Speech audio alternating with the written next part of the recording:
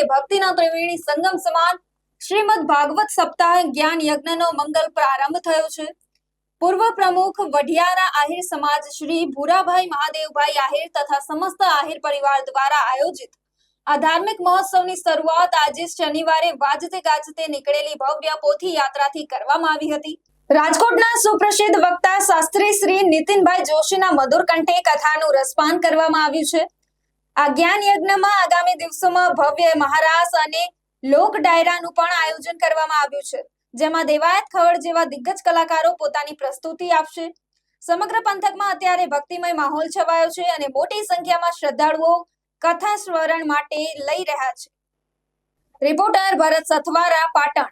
ભગવાન દ્વારકાધીશની કૃપાથી, માં જગદંબાની કૃપાથી આ મંડ પરિવાર શંકરભાઈ આહિર જે એસારથી ઓળખાય રાધનપુર, એને આંગણે ભવ્ય દિવ્ય અને અતિ રમ્ય શ્રીમદ ભાગવત જ્ઞાન યજ્ઞનું આયોજન રાધનપુરની બાજુમાં ગોતરકા ગામ, એનો વર્ષોથી સંકલ્પ હતો અને સંકલ્પ આજ ભગવાન દ્વારકાધીશે પૂર્ણ કર્યો છે અને આજુબાજુના તમામ આહિરોના 12 ગામ વઢિયારના તમામ આ ચોરાડ વાગડના 12 ગામ અહીંયા ધોવાડા બંધ મહાપ્રસાદ મહાજોગ અહીંયા મંડાણો છે અને એના પિતૃઓના મોક્ષાર્થે શ્રીમદ ભાગવત જ્ઞાન યજ્ઞ અહીંયા સંપન્ન થશે। બધા ભોજન અને ભજન એક સાથે અહીંયા લેશે અને ભવ્ય અને દિવ્ય આહિર પરિવારના આંગણે બધાએ મહેમાન ગતિ કરશે। બોલીએ દ્વારિકાધીશ। કથાનો સમય સવારે 9 થી બપોરના 1 સુધીનો રહેશે।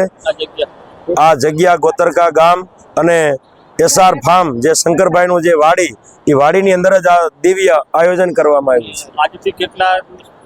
આજથી આજે તારીખ 4/4/2026 થી 10/4/2026 સુધી સુંદર એવા કથાની અંદર અવનવા કૃષ્ણ જન્મ, રામ જન્મ, ભગવાન કૃષ્ણ અને ગોવર્ધન પૂજા, કૃષ્ણ રૂક્ષ્મણીના વિવાહ ધામધૂમથી અહીં ઉજવવામાં આવશે। તેમજ રાત્રિના કાર્યક્રમો પણ અતિ દિવ્ય રાખવામાં આવ્યા છે, એટલે બધાય આનો ભાવથી આમાં ભાગ લેશો।